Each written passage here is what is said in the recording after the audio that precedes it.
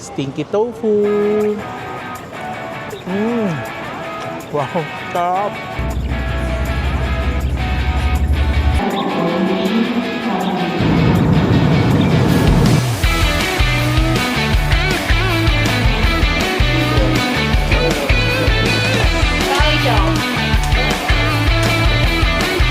I think nawawala na ako. Hi guys! Welcome back to another vlog. Ayan na naman po. So magsa-start na naman tayo ng another travel series.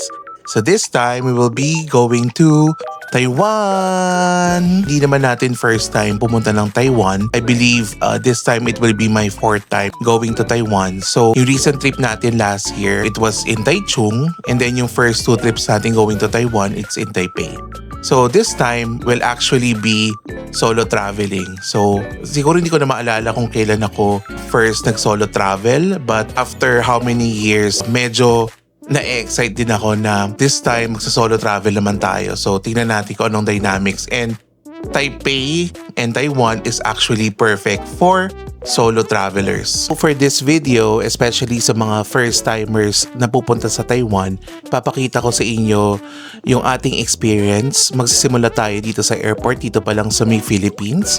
And then ano yung mga requirements. Second, pagdating natin doon sa airport sa mismong Taiwan. And then paano tayo pupunta from airport to our hotel. Pakita rin natin kung paano mag-secure ng local currency, ng internet, and of course, saan maganda magstay sa Taipei, Taiwan. Super excited talaga dito sa trip natin. And for now, magpa-final packing lang tayo. And bukas, aalis tayo papuntang airport para i-catch ang ating early flight. So anyway, watch nyo na lang yung mga susunod nating updates and see you guys later!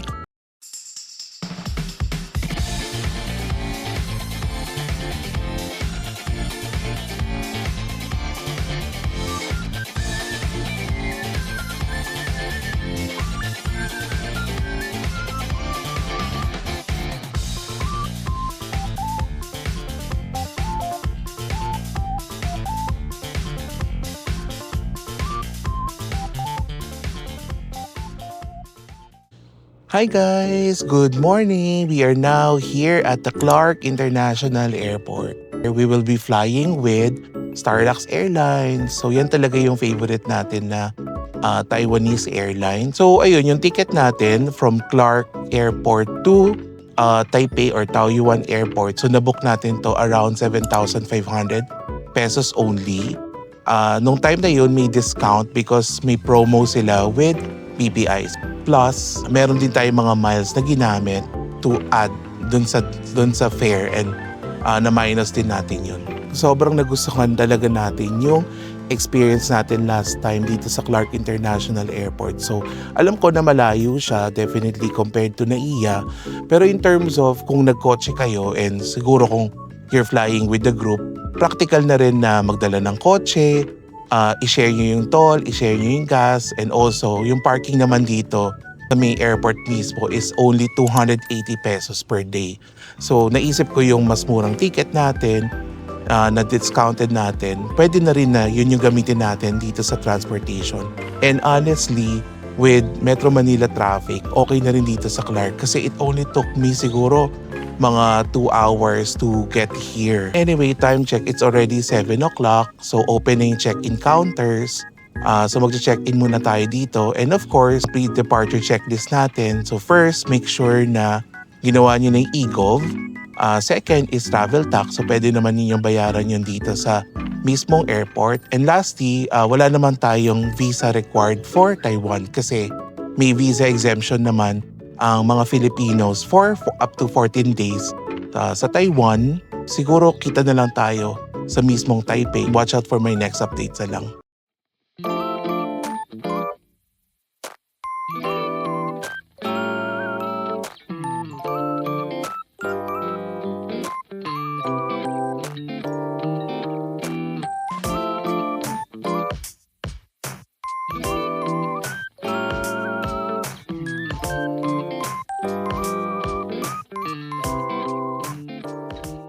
Welcome to Taoyuan International Airport, Terminal 2. Dito na tayo sa may arrivals hall. So nakuha na natin yung bag, dumaan na tayo ng immigration. So quick reminder lang dito is similar sa Philippines, digital na rin yung arrival card nila. So make sure na bago kayo umalis, gawin nyo na yun para less hassle na pagkalan nyo dito. So ganun din, hindi naman nila chinecheck yung wala namang QR code na ipepresent. Pero syempre katulad nung e-travel, nadedetect din yung system kung hindi nyo ginawa. So make sure na gawin nyo yun. Yung mga first agenda natin pagkarating is first yung internet connection. So for that, ginawa ko na lang is kumuha ko ng eSIM sa Klook. So napakadali is kasi i-activate mo lang siya bago ka mismo umalis sa Philippines. And then pagkalapag mo mismo, o-on mo lang yung data na parang yung normal data na roaming. So pagka-on mo, may internet ka na agad. So hindi na kailangan mag-rent ng wifi or yung physical SIM. Ilalagay mo pa dito sa may phone mo. So napaka simple. Next naman is yung pagkuha ng currency. So marami naman dito mga currency exchange na mga bank. Pero ako, preferred ko din talaga na mag-withdraw na lang ng money sa may ATM kasi napansin ko na mas maganda talaga yung rate. So for this, I'm using my GCash card. So mamaya papakita ko sa inyo kung saan tayo mag-withdraw. And last but not the least, syempre kung ano yung transportation natin from airport to our hotel. So we are staying in Ximending, so that's near Taipei Main Station. Ang pinakamabilis at I think cheapest way than getting a taxi is riding their MRT. So kung hindi naman kayo gabi dadating, mas better na mag-take na lang kayo ng MRT. So mga 30 to 40 minutes lang naman yun. Tara, mag-withdraw na tayo ng cash and samahan niyo ako. So for their MRT, sundan nyo lang tong sign na to sa sahig mismo. Nakalagay naman dito yung sign na MRT and Metro. So dito sa arrivals hall, bali bababa ka lang dun sa mismong basement 1. So ganyan yung itsura niya.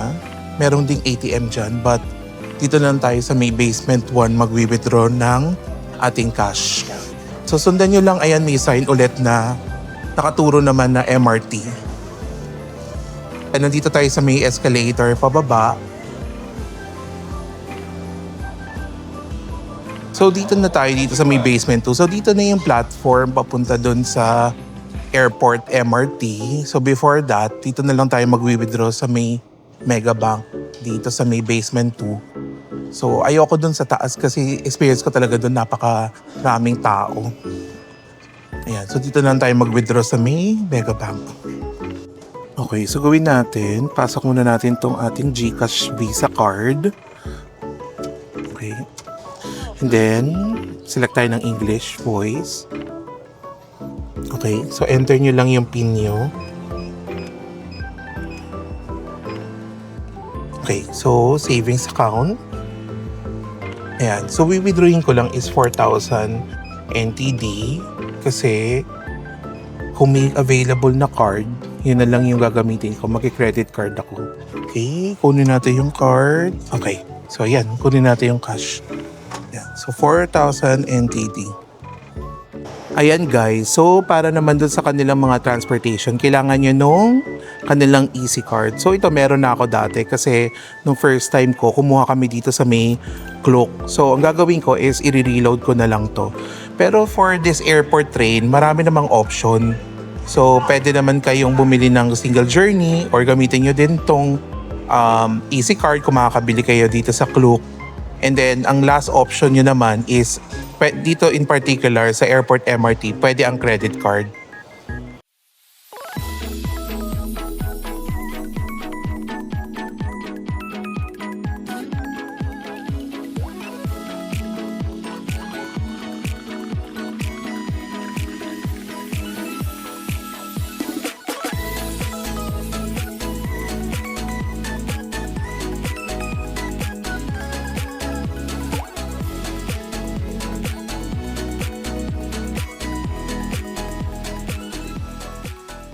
Guys, ayan, nandito na tayo sa may Taipei Main Station. So, ito yung last station no airport MRT. So, hindi ko na actually na video kanina nung papunta ako galing airport kasi saktong-sakto pagbaba ka dun sa platform, na dun na yung mismo yung train paalis na. So, tumakbo na tayo. Pero all in all, actually, around 35 to 40 minutes lang yung airport MRT. So, sobrang mabilis lang talaga. And in terms of yung cost, I believe 160 NTD lang yung one-way fare from Taoyuan International Airport to Taipei Main Station. So definitely mura kasi dati na-try ko na rin mag-Uber papunta dito sa may area ng Ximending or Taipei Main Station. I believe inabot din ako ng mga 1,200 or 1,500 NTD kung magta-taxi kayo. Ayun. Pero kung marami naman kayo, siguro okay na rin yun. So, magche-check-in na tayo dun sa ating hotel, dun sa may Ximending. From here, actually, magbubook na lang tayo ng Uber papunta dun sa hotel kasi may maleta tayo. Pero I believe less than 1 kilometer yung distance ng Taipei Main Station tsaka yung hotel natin. Kaso ang problema lang natin is yung dadaanan natin mismo. I believe mga highway yun mismong tapat ng Taipei Main Station papuntang Ximending. So better na lang na mag-Uber. So estimate ko siguro abutin tayo ng mga 100 NTD kung mag-Uber tayo from Taipei Main Station. Abang muna tayo, magbubook muna tayo ng Uber and see you dun sa ating hotel.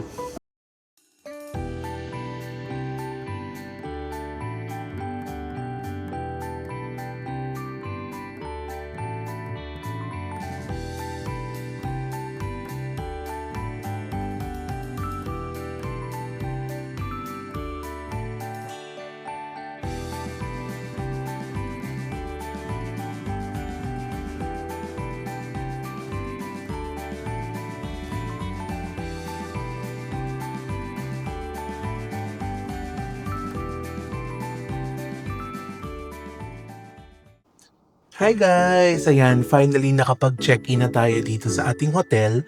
So we are actually staying here at Hotel Papa Whale. So in terms of area, nandito to sa may Ximending area. So very famous spot dito sa Taipei na pagstayan, especially for first-timers. So to set your expectation, hindi naman to yung sobrang gitnang-gitna doon sa shopping center. Siguro mga good 5 to 10 minute walk to the center of Ximending.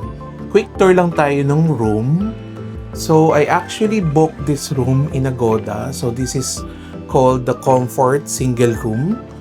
So since solo travel tayo ngayon, solo room lang to. So ito yung bed. So makita mo single bed.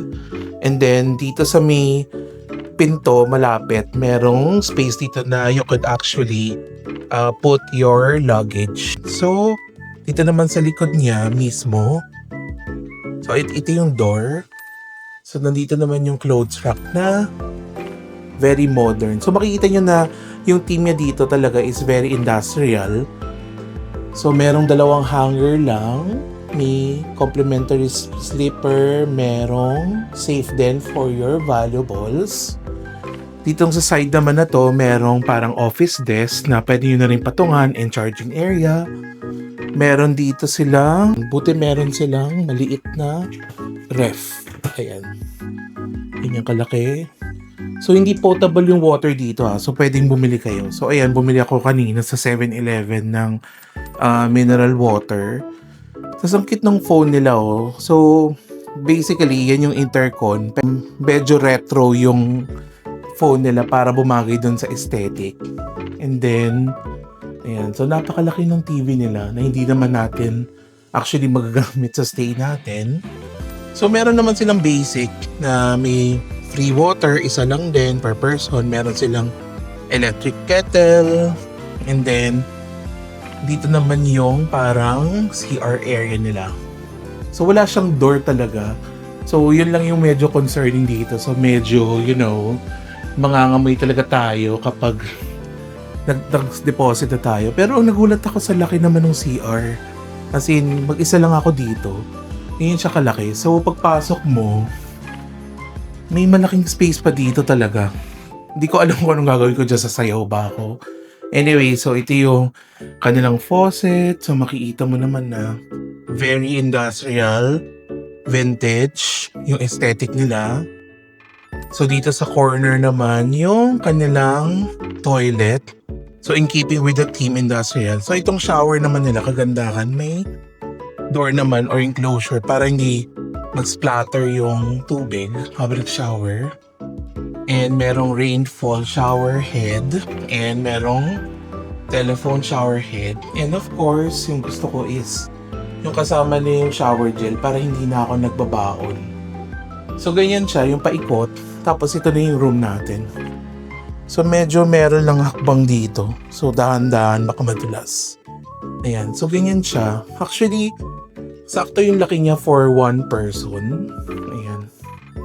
So ayun, nabook natin to sa Agoda for around 3,600 pesos per night. So for 5 nights, umabot ng I think around 18,400. Pero gustong-gusto ko dito kasi is sobrang siguro modern and relatively cheap na siya. So hindi lang siguro siya ganun kamura kasi mag-isa lang ako. But if you're traveling with friends or family, pwede nyo actually ma-split. So may mga twin room sila siguro dito na around 4,000. So papatak na lang ng mga 2,000 pesos per night. So ayun lang, talagang syempre mas mahal talaga mag solo travel. Pero if you're a solo traveler, masasabi ko na solo traveler friendly talaga tong hotel na to kasi may mga single room. Meron palang water refilling station dito sa may floor namin. And meron din mga coin laundry dito kung gusto nyo mag-laundry. Nakapag-rest na tayo. So, lalabas tayo tonight for some food trip dito sa may Simending area. Marami akong gustong puntahan and itry na mga hindi ko rin na-try even before yung mga punta ko dati sa Taipei. And ito namang uunahin natin. It's actually, na-try na naman natin to pero it's one of my favorite talaga na gusto ko siyang balikan, which is the crispy milk donut. So nakita ko sa Google Maps, so mga nasa 8-minute walk from here, mga 6 to 7 blocks away. Kaya lakad lang tayo. Ganda ng panahon ngayon as in. So jacket weather lang siya. So time check, it's already 6 p.m. Temperature ngayon sa Taipei is around 19 degrees. So hindi naman ganun kalamigan. So gusto ko lang mag-jacket para pamporma. Pero actually, kayang-kaya naman. Nakakatuwa naman dito, medyo mahangin. Kaya presko rin. So pakita ko sa inyo guys kung ano yung surroundings natin. Ano yung area ng hotel natin. Ano naman dito, 2 blocks away lang. May Family Mart, may 7-Eleven din dun sa may katabi niyan. So makikita mo, hindi ito yung mismong Siemens Street. So itong katapat na tong red and yellow, yung sobrang gusto kong dumpling chain dito. Ang pangalan niya is Bafang Dumplings. So ganyan lang siya. Hindi, may maraming stores din sa mga gilid pero hindi pa siya yung mga night market. So pupunta pa tayo sa mismo Simending.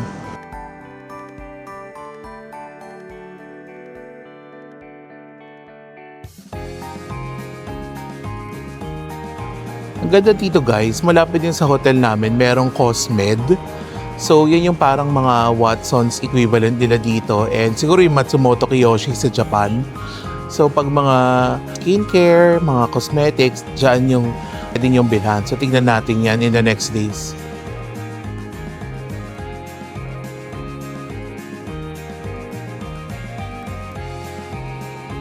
Ito pala guys, so konting lakad lang sa hotel namin.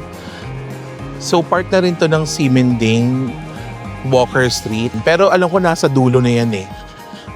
So, pero malapit lang pala sa hotel. Mga 3 to 4 blocks away lang.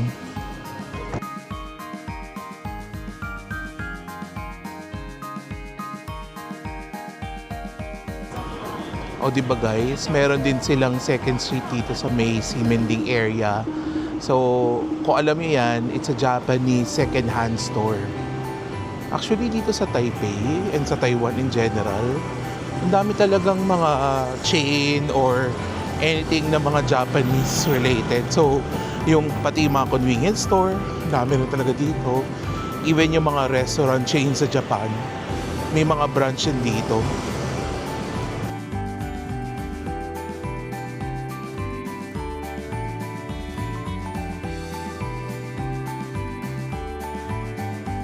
So ito na ang ating first food trip of the night sa may tabing kalsada. So ito yung favorite ko dati na nabili ko and na-try ko dito sa Taipei, which is the crispy milk donut. So mahaba yung pila actually, pero tsaga-tsaga lang kasi mabilis naman siya dahil continuous naman yung pagluluto. Ayan guys, tignan nyo. Ganyan siya. And ayan, so kakalagay lang ng powder. So even yung mismong donut niya sobrang crispy rin. So try natin ulit.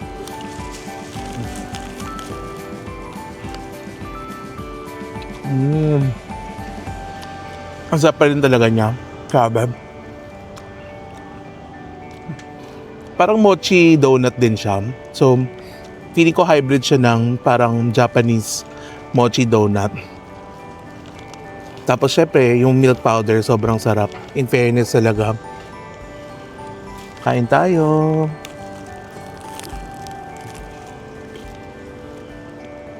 Worth it na first stop talaga natin.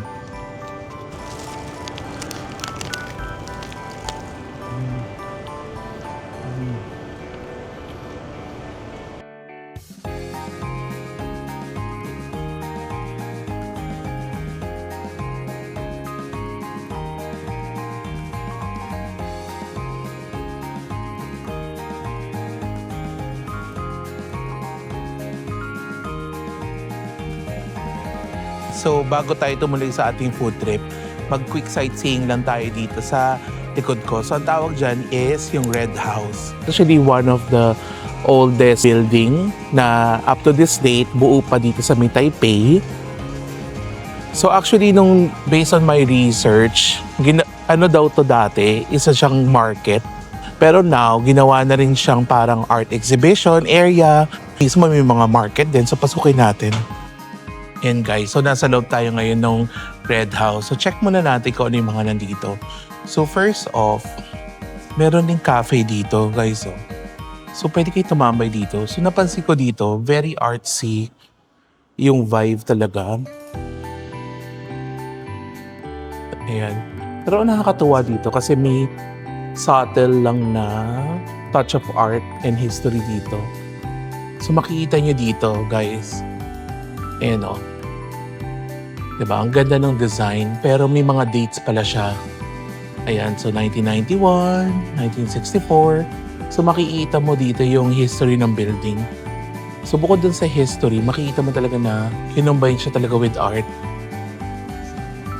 May mga gift shop din dito. Ayan. So silipin natin yung mga gift shop.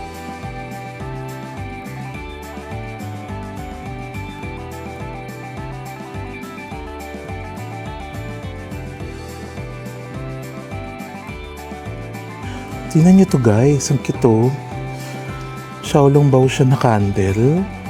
Ayan, so yung candle, 170 NTD yung isa. May mga scent pa pala siya. Tapos ito, meron naman siya nung nasa steam basket.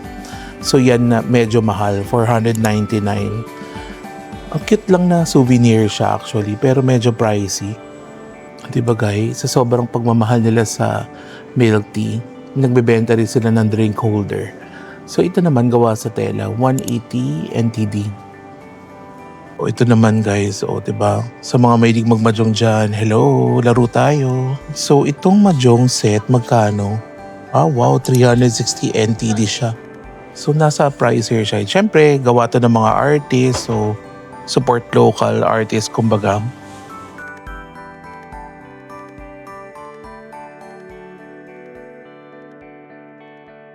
Kumabasa tayo dito sa may Red House. Ang ganda nung loob. Pumasok pa ako dun sa may extension ng Red House. Napakaganda kasi ang daming parang mga store doon na nagbebenta ng mga cutesy and art stuff. Dito na tayo sa may iconic na crossing dito sa may Ximending. Hindi siya syempre kasing laki ng Shibuya, pero doon siya talaga nako-compare. So maraming streets na sanga-sanga dyan. Tapos ang dami ring crosswalk dito sa gilid. So yung pinakamalaking building siguro na mapansin nyo dito, yung H&M mismo. Tapos dito meron ding Nike sa may tabi. Ito Nike, pero natatakpan siya ng Pop Mart. And lastly, nandun naman sa dulo yung pinasukan natin kanina na Red House.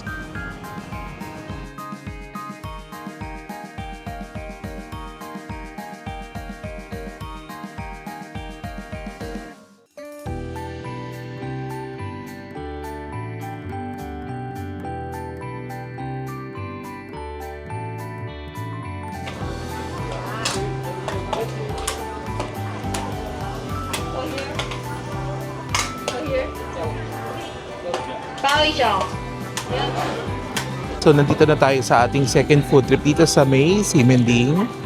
So nandito tayo sa may Aichung rice flour noodles. So sa Pilipinas actually mako-compare mo to sa miswa.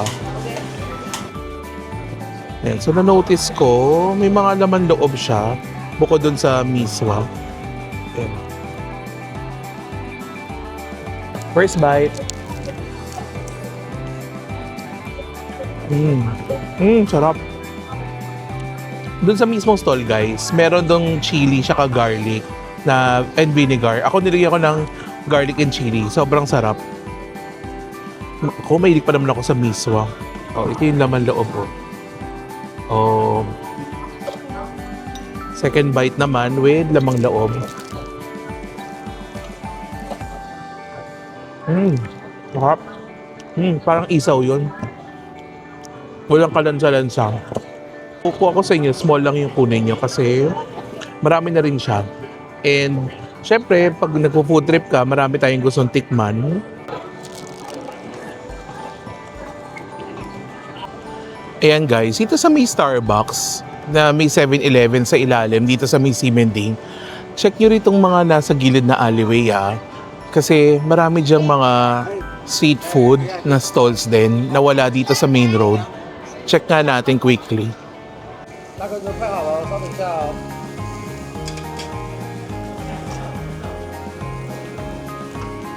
So syempre nasa Taiwan tayo kaya tatry naman natin to stinky tofu. So ito is 80 NTD lang. So nandito na tayo sa third nating food trip. So this time, of course, try naman natin ang stinky tofu. Actually, na-try ko naman na to before. So, yung lasa niya talaga sa akin, hindi naman siya, mabaho lang siya pag piniprito kasi fermented siya. Pero hindi naman siya like maasim. Yun yung pagkakaalala ko dito para lang kumain kayo ng tokot baboy. So, ito pinalagyan ko ng chili and may vinegar din sila binibigay. Stinky tofu! Wow, sarap! Tokot baboy lang talaga guys. I would even say na mas better pa siya. Kasi ang crispy nitong nung labas niya. Ang anghang. Pero in fairness tignan nyo, ganyan siya ka-crispy. Anyway, busin muna natin to.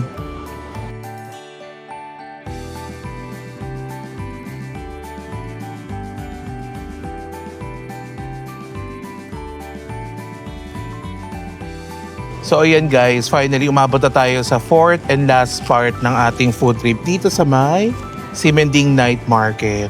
So syempre, yung iuna natin titikman is ayan, so yung Taiwanese sausage. So this is 50 NTD. Kita nyo naman, ganda ng brown. So grilled siya, try natin.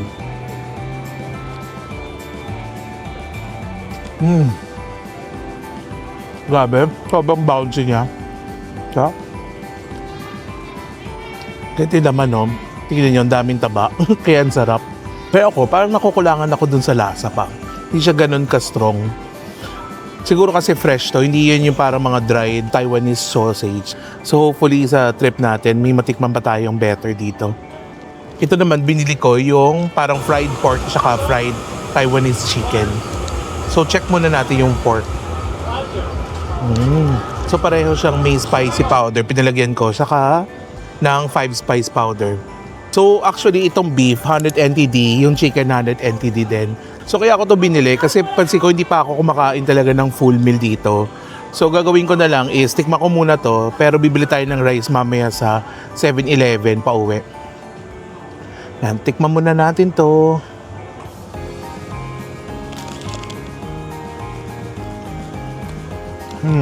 Okay lang. Actually, kala ko masarap kasi fried. Pero parang medyo starchy siya. Hindi ko alam bakit. Dapat nga medyo malaman siya. Anyway, itong chicken, hopefully mas better itong chicken. So, ganyan lang din siya. Chicken popcorn. Try natin. Yeah. Mas better itong chicken, in fairness. Chicken siguro mga 8 out of 10. Yung pork siguro mga 7 out of 10. Anyway, balik muna na tayo sa hotel kasi actually maaga pa yung call time natin tomorrow and unfortunately sobrang pagod na talaga tayo kasi ang aga ng flight natin. So ayan, punta na tayong hotel guys. Pabalik na tayo sa hotel guys. I think nawawala na ako pero tatry ko na lang i-Google Maps. So medyo nakakalito dito kasi grid siya pero maliliit yung street. Tapos yung Google parang nalilito yung GPS niya. So ngayon di ko na alam kung saang direction tayo uwi. Anyway, magdi-dinner na lang tayo and then matutulog na tayo pagbalik sa hotel. That's it for today's video. Thanks for watching. If you like this video, please like, share, and subscribe to my channel. Again, this is Checho Santos. See you on the next one. Bye!